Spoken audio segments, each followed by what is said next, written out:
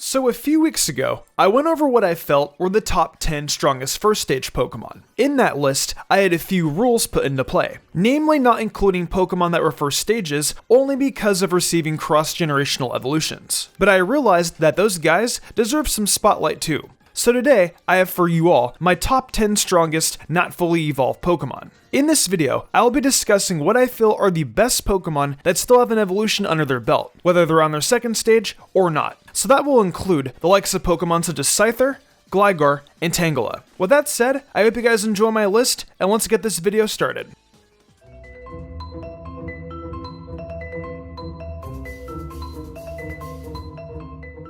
Starting off our list at number 10, we have a quite literally very strong Pokemon with Girder. The pre-evolution to Conkeldurr is a rather strong addition to this list for a plethora of reasons. With the Eviolite in tandem with its strong offensive abilities in Guts, Iron Fist, and Sheer Force, Girder has a strong array of offensive and defensive options to utilize in order to make this a behemoth for teams to battle. This Pokemon's capable of muscling past many Pokemon that Conkeldurr can, just to a lesser degree, since you typically won't be utilizing the Flame Orb on this. However, there's also nothing stopping you since its natural bulk is actually not that bad, even without Eviolite. Being a fighting type, you have access to strong stab in Drain Punch, Close Combat, and Mach Punch, while also having a great set of coverage thanks to moves like Earthquake, Fire Punch, Ice Punch, Knock Off, and plenty more. Overall, Girder quite literally is Conkeldurr Light, making it a perfect option to start off this list at number 10.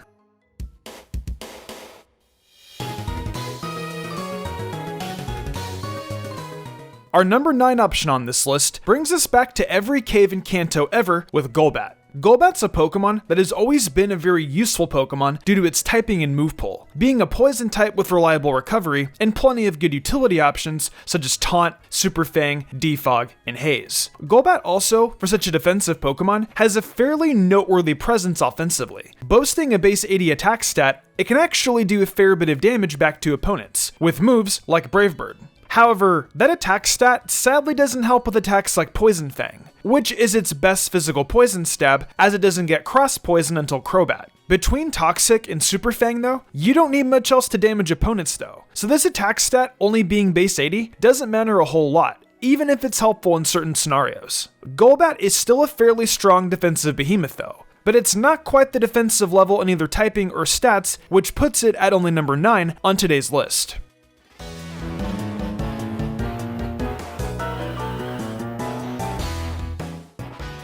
At number 8 on this list, we get into the first Pokemon that gained an evolution in a later game, Glygar. Glygar basically itself is as good as a single stage Pokemon, but it can also hold an Eviolite. While it misses out on the poison heal that Gliscor has, it doesn't matter a lot for Glygar since that just leaves room to throw an Eviolite onto this to assist with its strong bulk. With the ground and flying type, this means its only weaknesses are ice and water, since flying makes the grass weakness neutral, while ground makes electric immune, and rock neutral. Glygar also has a lot of support options, such as Taunt, Defog, Stealth Rocks, and Tailwind, alongside plenty of setup, such as Curse, Agility, Hone Claws, and Swords Dance. While Glygar has the typing of Lando T, it certainly doesn't have as free of a time finding a moveset, as Glygar's biggest issue comes from the ability to fit only 4 moves on it. If you want to run defensive, you have to choose between options like any of our support moves mentioned prior, along with Roost and whatever offensive attack you want, like Knock Off and Earthquake. Meanwhile, if you want to set up an offensive set, you'll need to choose whether you want things like Recovery, Setup, or just which attacks you'll want to run. Overall though, Glygar's stats and typing are still too good to ignore even with this crippling move slot problem, putting it at number 8 on the list.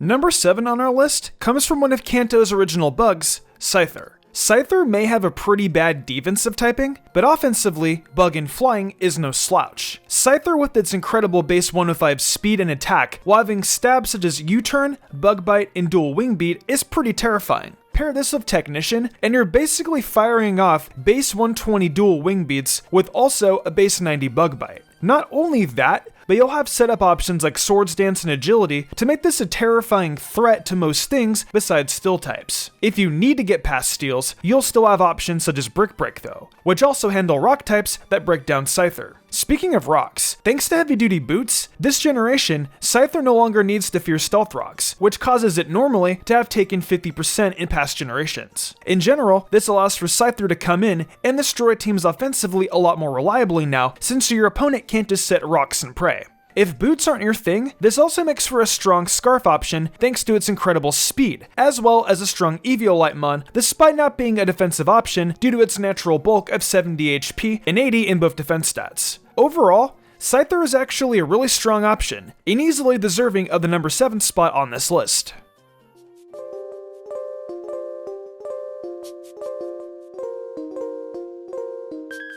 Our 6th option on this list is belonging to our second Johto Pokemon, Sneasel. Sneasel is basically Weavile Light in every way, shape, and form, as it's an extremely frail glass cannon. Sneasel still has a few things going for it though, just because it can't take a hit even with an Eviolite. Just like its evolution, Sneasel gained access to Triple Axle this generation, which is a terrifying ice option to break past teams as long as you hit each attack. Not only that, but you also have priority to handle any Scarfers that may try to kill you in the form of Ice Shard and Fake Out, as well as Stab Knockoff, which is always a destructive move. If you can live a hit, you also have a strong setup option in Swords Dance, which actually makes Sneasel pretty hard to switch against due to its offensive typing and incredible speed tier. While Sneasel can't take a hit nearly as well as anything else on this list, the offensive presence this Pokemon provides is too good to be ignored, which secures it at a spot at number 6.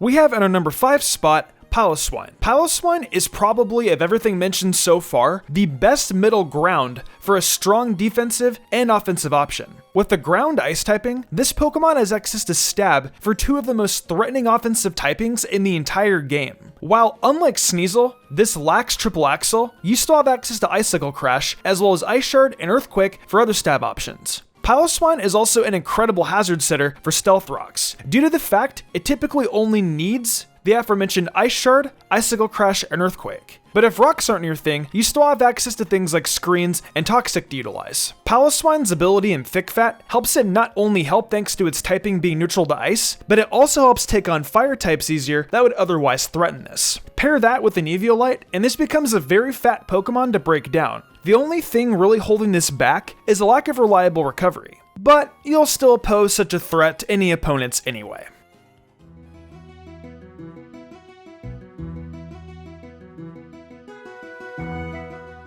Number 4 on this list goes to the twin swords of Doblet. Doblet is probably the best combination of offense and defense of anything on this list, which makes sense due to the fact that this evolves into Aegislash, which is literally known for being both offensive and defensive at the same time. The Ghost Steel typing is pretty scary to deal with, though sadly, when it got introduced in Generation 6, Steel lost resistances to both Ghost and Dark. Don't let that loss of the 2 resistances fool you though. This is still a very terrifying Pokemon to deal with. The Ghost typing provides an immunity to fighting, which already makes this typing very worthwhile defensively. Not only that, but Doblet has an astronomical 150 defense stat, making it one of the strongest physically defensive options if you give it an Eviolite. To put into perspective, the highest defense stat of any Pokemon before boosts is Mega Aggron, Mega Steelix, and Shuckle, who can hit up to 614 with max investment and a positive nature. Doblet, however, with a positive nature, can reach up to 657 defense by just holding an Eviolite alone, which for a Steel type is very important. This does come at the downside of a lackluster base 49 special defense. However, even without investment, you reach at least 201 special defense, so that actually isn't too bad in comparison. Your attack stat reaching 110 as well helps make this offensively threatening too, since the move pool consists of options like Sacred Sword, Close Combat, Iron Head, Gyro Ball, Shadow Claw, and Sneak, and Swords Dance to make all of these options that much more terrifying. Overall, Doblet is definitely a terrifying Pokemon, but it just barely gets outclassed by our top 3 options.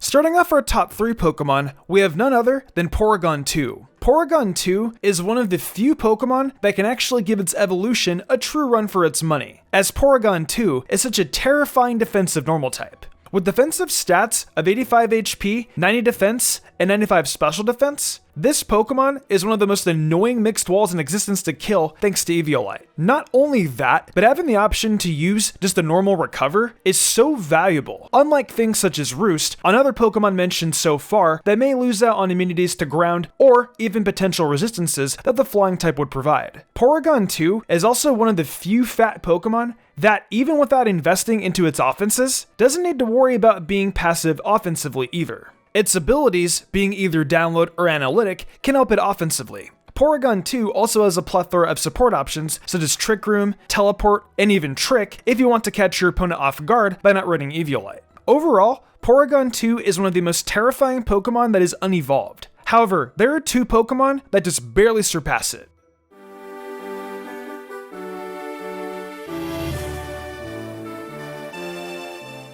Coming in at number 2 on this list, we have a surprisingly terrifying addition in Gotharia. Gotharia is a pretty terrifying Pokemon, but it's really only scary for one reason, being Shadow Tag. A typical Gotharia set consists of Charm, Confide, Taunt, and Rest, and it has the sole purpose of just PP stalling out behemoths such as Groudon, Duskmane, etc. if they don't come prepared with a Shed Shell. Gotharia doesn't even need to do much more than this either, as it's just that reliable at stalling opponents out. It can typically trade at least 1 or 2 kills a match against the most threatening Pokemon to your roster before you win using something else. However, despite being able to defeat so many absolute behemoths to such a destructive level, you don't typically even need to use this Pokemon. Most formats on Showdown ban Shadow Tag, and a format that does typically also allows Gothitelle, which is objectively superior to this, which caused Gotharia to miss out on the number 1 spot on this list due to the fact this last Pokemon has for several generations held the spot above its evolution.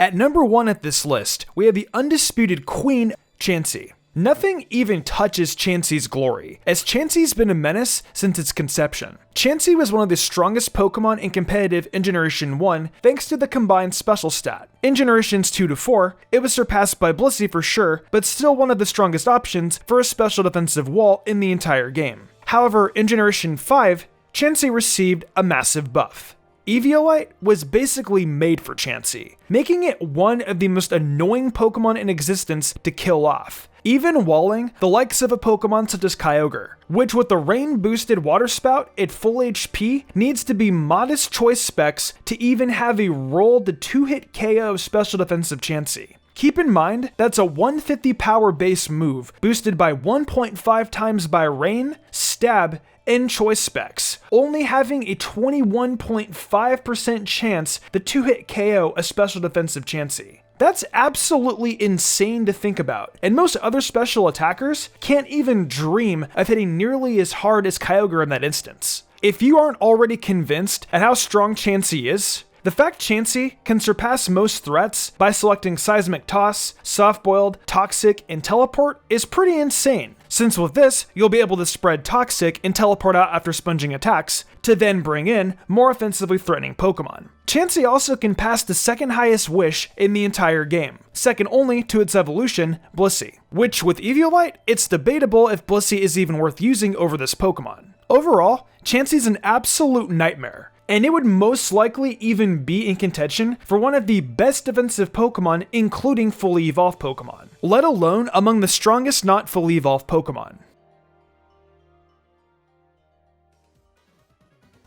Well, that's gonna do it for my top 10 not fully evolved Pokemon. What'd you guys think of my list? Let me know your guys' rankings in the comments below, as I'd love to discuss your guys' thoughts on it. So with that said, thank you to everyone for watching the video. Huge thanks to my phenomenal team and the amazing art done each week by Danny the Demon. I couldn't do all this without them. If you all enjoyed the video and want to see more content like this, be sure to leave a like, subscribe, and hit that notification bell. Be sure to leave a comment too, as it really helps us out. I also do other content on my Twitch, where I stream Genshin Impact, Mystic Zora, where I do Pokemon Let's Plays and other gaming content, and of course MysticSage, where I do all anime content. Right now, I'm focusing on Inuyasha and Yashahime, so if you're interested in that, be sure to check it out. If you'd like to support me even further than that, check out my Patreon. Whether it's a $1 tip to get early thumbnail access, or the $10 tier to get cool perler bead charms and a shout out. There's tons of reasons to join today. These lovely people did, and I thank them all so much for their support. It really means the world to me. I think I'm gonna wrap this up though. I'm Mr. Umbreon, and I will see you all next time with some more amazing Pokemon content.